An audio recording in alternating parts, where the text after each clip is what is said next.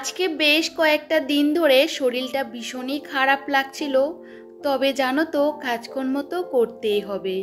ভেবেছিলাম আজকে কোনো ভিডিও শ্যুট করব না, কিন্তু কি বলো তো, ভিডিও না করলেও কাজগুলো তো আমাদের করতেই হবে। আর সে কারণে ভাবলাম চলো এই যে কাজগুলো তোমাদের সাথে শেয়ার করি। Hello everyone, good morning.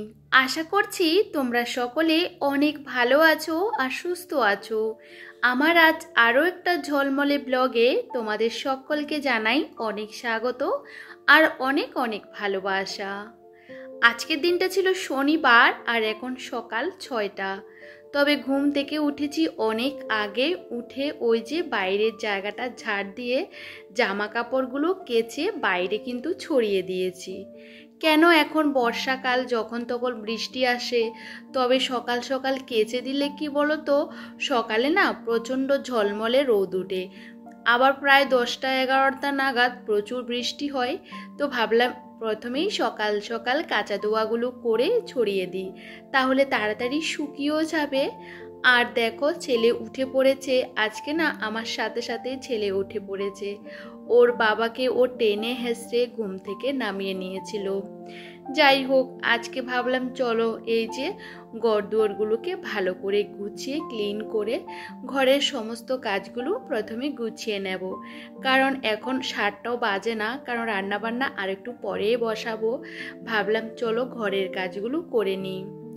প্রত্যেক দিনের ন্যায় কিন্তু আমি এই যে আমার ঘরগুলোকে পরিষ্কার পরিচ্ছন্ন করে রাখতে আমি ভীষণই পছন্দ করি। আমার মনে হয় কি বলো তো, প্রত্যেক দিনের কাজগুলো আমরা যদি প্রত্যেক দিন করে নিই, তাহলে দেখবে ঘর দুয়ারগুলো একদমই অপরিষ্কার হয় না। একটু গুছিয়ে রাখলে দেখতে কিন্তু ভীষণই ভালো লাগে। আর এই যে ঘরটাকে আমি আস্তে আস্তে গুছিয়ে নেব। কালকের অনেক জামা কাপড় সেগুলোকে ওই চেয়ারের মধ্যে জড়ো করে রেখেছিলাম, সেগুলোকে গুছিয়ে আমি ছোট্ট ওয়ার্ড্রপের মধ্যে ঢুকিয়ে নিয়েছি। যেখানে আছে আমার রেগুলার নাইটিগুলো, সেগুলো ঢুকিয়ে রাখি এখানে। আর ঘরটাকে ভালো করে ক্লিন করে গুছিয়ে নিয়েছি, আর এখন ঘরটাকেও ঝাড় দিয়ে নেব। আর এই করে বিছানার চাদরটাও কেচে দিয়েছিলাম। ভাবলাম বালিশগুলো একটু বাইরে রোদ দেব, কিন্তু আকাশটা প্রচণ্ড মেঘলা করে আছে, মনে হচ্ছে যখন তখন বৃষ্টি নামবে। সে কারণে ভাবলাম আজকে আর রোদ্দুরে দেব না। এই যে খাটের এই সাইডগুলোর মধ্যে এত ধুলো, এত নোংরা পড়ে কি বলবো। তোমরা সব সময় দেখো আমি ঘর দুয়ারগুলোকে পরিষ্কার পরিচ্ছন্ন করে রাখি, তবে জানো তো, চোখের সামনে এরকম ধুলো ময়লা পড়ে থাকলে না কারোরই ভালো লাগে না। ক্যামেরার মধ্যে অতটাই বোঝা যায় না, মনে হয় সব দিক একদমই পরিষ্কার পরিচ্ছন্ন, তবে প্রচুর ধুলো জমে যায়। প্রত্যেকটা দিন আমাকে পরিষ্কার করতে হয়। আর টিভি ক্যাবিনেটের পিছনেও কিন্তু ঝুল হয়ে যায়, সে কারণে আমাকে প্রত্যেকটা দিন ওই যে একটা ঝাড়ু দিয়ে সেই ঝুলগুলোকে ফেলে দিতে হয়। আর আমার এটা হলো পছন্দের একটা জায়গা, সে কারণে এটাকে আমি সবসময় একদমই পরিপাটি করে গুছিয়ে রাখি, তাতে আমার বেশ ভালো লাগে। তবে সংসারের জন্য আমরা কিন্তু এই যে গৃহিণীরা, বাড়ির বউরা প্রচুর পরিমাণে খাটাখাটনি করে। যতই শরীরটা খারাপ লাগুক না কেন, কাজগুলো না করলে আমাদের ভালো লাগে না। তবে জানি না আমি কতটা লক্ষ্মীমন্ত বউ, কিন্তু সংসারের জন্য সব সময় কিন্তু জান প্রাণ দিয়ে চেষ্টা করি প্রতিটা কাজ নিখুঁতভাবে করার। যতই আমার খারাপ লাগুক না কেন, এই কাজগুলো করতে না পারলে আমার আরও বেশি খারাপ লাগে।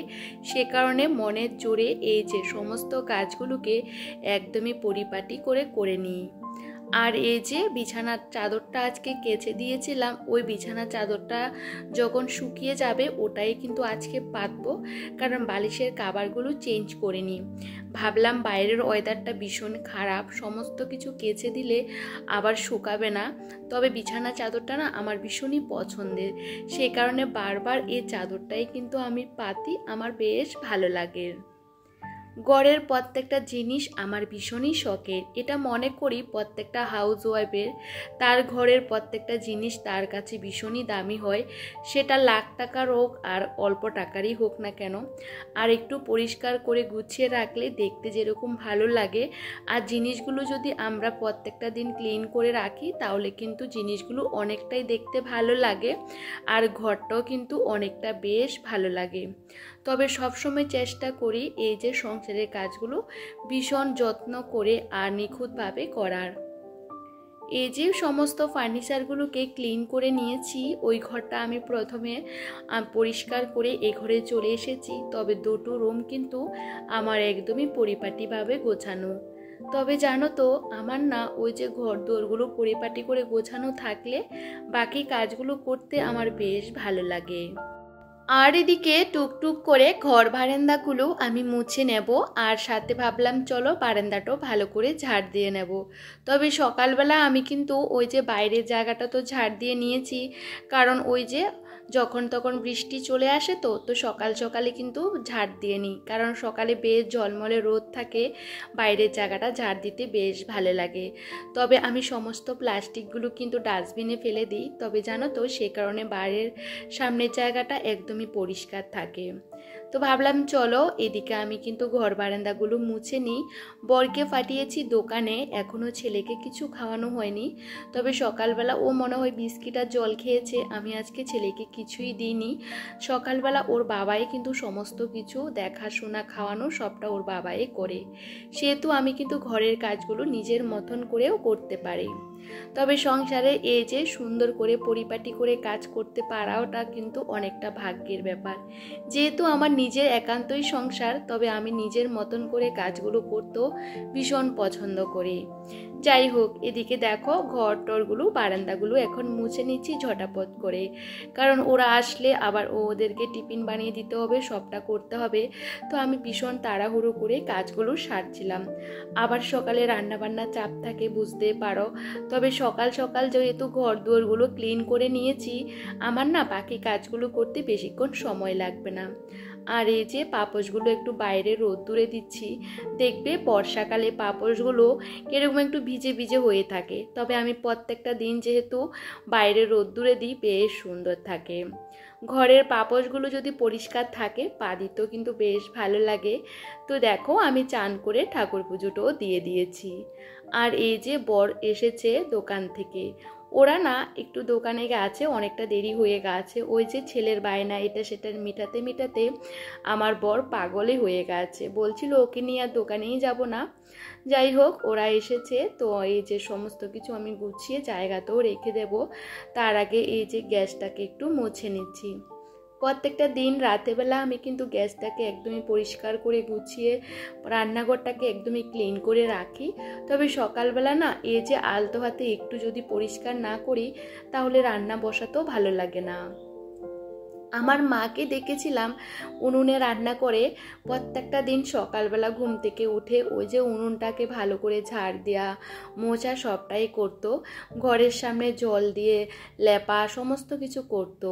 তবে এগুলো কিন্তু বাড়ির বউদের করতে হয়, কারণ এগুলো কিন্তু অনেকটাই ভালো। কারণ আগে আগে যারা এই সমস্ত কাজগুলো করেছে তার তো অনেক নিয়ম আছে, তাই না? একটা সংসারকে ভালো রাখতে বা কিছু ভালো নিয়ম যদি আমরা পালন করি, তাতে যদি সংসারটা অনেকটা উন্নতি হয়, তার থেকে আর ভালো কিছু হতে পারে না। তবে একটা বাড়ির বউ কিন্তু চেষ্টা করে কিভাবে সংসারটাকে উন্নতি করা যায়, কিভাবে কি করলে সংসারটা ভালো থাকে, এভাবে কিন্তু করার চেষ্টা করে। আর এদিকে আজকে সকালবেলা কি বলতো রুটি করেছি, আর ছেলের জন্য ওই যে একটু ঘি দিয়ে আমি কিন্তু রুটিগুলো ভেজে নিয়েছি। ওকে এভাবে করে দিই, তাহলে ও কিন্তু বেশ ভালো করে খেতে পারে। আর বর এখনও গেছে চান করতে। তবে জানো তো, আমি অনেক আগে রুটি বানিয়ে নিয়েছি, চাটাও করে নিয়েছিলাম। তবে ওই যে বরের সময় হলে আমার সময় হয় না, আমার সময় হলে বরের হয় না, তো এজন্য কিন্তু আর খাওয়া হয়নি। এদিকে আমার রান্নাবান্না মোটামুটি হয়েও যাচ্ছে, এই যে এক্ষুনি কিন্তু টিফিনটা খেলাম। যাই হোক, ভীষণ তাড়াহুড়ো করে রান্নাবান্না সমস্তটা করে বরকে দিয়ে দেব। আমি সকালবেলা এতটা ব্যস্ত থাকি, আমি মনে করি প্রত্যেকটা গৃহিণীরা কিন্তু সকালবেলা প্রচুর ব্যস্ততার মধ্যে দিয়ে যায়। কারণ সকালে রান্না বান্না, বাচ্চা সামলানো, প্রত্যেকটা কাজ পরিপাটি করে করা, এ সমস্ত কিছু কাজ করতে করতে কিন্তু আমাদের ওই যে অনেকটা সময় বেঁচে যায়। আর এই যে বর এখন বেরিয়ে যাচ্ছে, ছেলে প্রত্যেক দিন এই যে এখানে এসে দাঁড়িয়ে থাকে, ওর বাবাকে একটু এগিয়ে দিতে আসে, প্রত্যেকটা দিন রাস্তাতে যায়। আর এই যে কালকে বৃষ্টি হওয়াতে চারপাশে জল জমে গেছে, তো এই জলগুলো পেরিয়ে আর আমরা বেরোই না। যা বাজার টাজার করার আমার বরেই করে নিয়ে আসে, আমার ভালো লাগে না। তবে যাই হোক, বর বেরিয়ে গেছে আর ছেলে ওই যে ঘরে বসে এখন খাবার খাচ্ছে। আমি ওকে যে সকালে টিফিনটা বানিয়েছিলাম ওটা না খাইয়ে দিইনি, কারণ ওকে চেষ্টা করেছিল ওর বাবা খাইয়ে দিতে, ও কিছুতেই খায়নি। তো আমি ওকে দিয়েছিলাম, ও বলছে মাম্মা তুমি আমাকে খাইয়ে দাও। এই যে আমাকে ডাকতে এসেছে, তো ভাবলাম চলো রান্নাঘরটাকে আগে একটু পরিষ্কার করে নিই, তারপরে ছেলেকে বসাবো খাওয়াতে। কারণ রান্না করে না এই যে সমস্ত কিছু পড়ে থাকলে আমার ভালো লাগে না। তো ভাবলাম চলো রান্নাঘরে কাজটা সেরে নিই, তারপরেই ছেলেকে খাওয়াতে বসাবো। কারণ ছেলেকে খাবারটা খাওয়াতে আমার বেশ খানিকটা সময় লেগে যায়, কারণ ও তো ভীষণ আস্তে আস্তে খায়, সে কারণে। আর আমি কিন্তু প্রত্যেকটা দিন রান্না করার সাথে সাথে কিন্তু সমস্ত কিছু ভালো করে পরিষ্কার করে নিই। বুঝতে পারো আমার রান্নাঘরটা কীরকম, একটু যদি দেরি হয়ে যায় না, গ্যাসের চারপাশগুলো এমন শক্ত শক্ত হয়ে থাকে, তেল ছিটে ভাবগুলো না একদমই উঠতে চায় না। সেহেতু আমি সাথে সাথে কিন্তু রান্না করার পর এই যে রান্নাঘরটাকে প্রত্যেকটা জায়গা ভালো করে পরিষ্কার করে নিই। আর এখন বাসনগুলো সমস্ত কিছু জমিয়ে রেখেছি, আজকে আর বাসন মাজিনি, কারণ ছেলেকে খাওয়ালে ওই যে খাবারের থালাটাও কিন্তু ধুতে হবে। সে কারণে ভাবলাম ছেলেকে আগে খাইয়ে দেব, তারপরে বাসনগুলো মাজবো। আর এই মুহূর্তে ছেলেকে খাওয়ানো দাওয়ানো হয়ে গেছে, আমি গেছিলাম বাসন মাজতে। আর দেখো কি পরিমাণে বৃষ্টি শুরু হয়ে গেছে। সকালে কি ঝলমলে রোদ্দুর দেখতে পেলে, আর হঠাৎ করে এত বৃষ্টি শুরু হয়েছে, কি আর বলবো। তবে সকালে যে কাচাকুচিগুলো করেছিলাম না, সেগুলো একদমই বেশ সুন্দর শুকিয়ে গেছে। ওই যে সকাল সকাল কেচে দেওয়াতে শুকিয়ে গেছে। তবে এখন ভাবলাম চলো বিছানা চাদরটা না বিছিয়ে দিই। তবে খালি বিছানা থাকলে না দেখতে একদমই ভালো লাগে না। তবে এই যে সময়ের কাজগুলো সময়ের মধ্যে করে নিতে ভীষণই পছন্দ করি। আর এখন ঘরটা দেখতে কতটা ভালো লাগছে। তবে যাই হোক, এদিকে বাইরে কিন্তু বৃষ্টি পড়ছে, আর ছেলে বারান্দার মধ্যে বসে বসে খেলা করছিল। তবে একটা মশার ধূপকাঠি জ্বালিয়ে দিয়েছি, ভাবলাম ও ওর মতন খেলা করুক। আর আমি এই যে সকালবেলা তোমাদের দাদাভাই দোকান থেকে এটা সেটা নিয়ে এসেছিল না, তো মুড়ির প্যাকেটটা ছিঁড়ে গেছিলো, সেটা আমি আবার কৌটোর মধ্যে ঢেলে রেখেছি। ভাবলাম চলো এখনই মুড়িগুলোকে ভালো করে চেলে নিই, তারপরে কৌটোর মধ্যে ঢুকিয়ে নিই। তবে সমস্ত জিনিসগুলো জায়গাতে গুছিয়ে রাখলে কি বলো তো বন্ধুরা, তাহলে সমস্ত কিছু হাত দিয়ে নিতেও কিন্তু বেশ ভালো লাগে। এই যে আটা ময়দা সমস্ত কিছু প্যাকেট থেকে আমি বের করে কৌটোর মধ্যে ঢেলে নিয়েছি।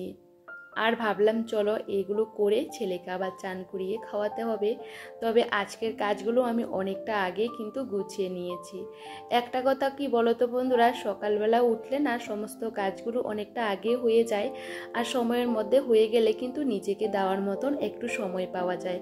আমরা তো সকাল থেকে রাত পর্যন্ত একটানা কাজ করি, তবে আমি মনে করি নিজেকেও একটু সময় দেওয়ার দরকার। নিজে যদি ভালো থাকি তাহলে সংসারের কাজগুলো অনেকটা ভালো করে করতে পারবো। আমি সব সময় দেখবে ওই যে দুপুরের পর থেকে আর ভিডিও করি না, কারণ আমি তখন ওই যে ছেলেকে একটু সময় দিই, নিজেকে একটু সময় দিই, নিজের মতন করে কাটাই। আসলে কি বলো তো, সবসময় যদি কাজ নিয়ে পড়ে থাকি তাহলে তো হবে না। নিজেকে যদি একটু সময় দিই তাহলে দেখবে মনটা অনেকটা ফ্রেশ থাকে। যাই হোক, আমার সমস্ত কাজকর্মগুলো আজকে 11টার মধ্যে কমপ্লিট হয়ে গেছে। ছেলেকেও চান করিয়ে নিয়ে চলে এসেছি। আর এরপরে ছেলেকে রেডি করিয়ে দিচ্ছি, তারপরে ওকে খাইয়ে দেব। ওকে খাওয়াতে একটু সময় লাগে, সে কারণে আমি একটু তাড়াতাড়ি বসে যাই, কারণ ওই যে বাচ্চাটা একটু আস্তে আস্তে খায়। তবে চলো বন্ধুরা, আজকে ব্লগটা এখানেই শেষ করছি। সবাই ভীষণ ভালো থেকো, সবাই পরিবারকে নিয়ে। সবাইকে টাটা।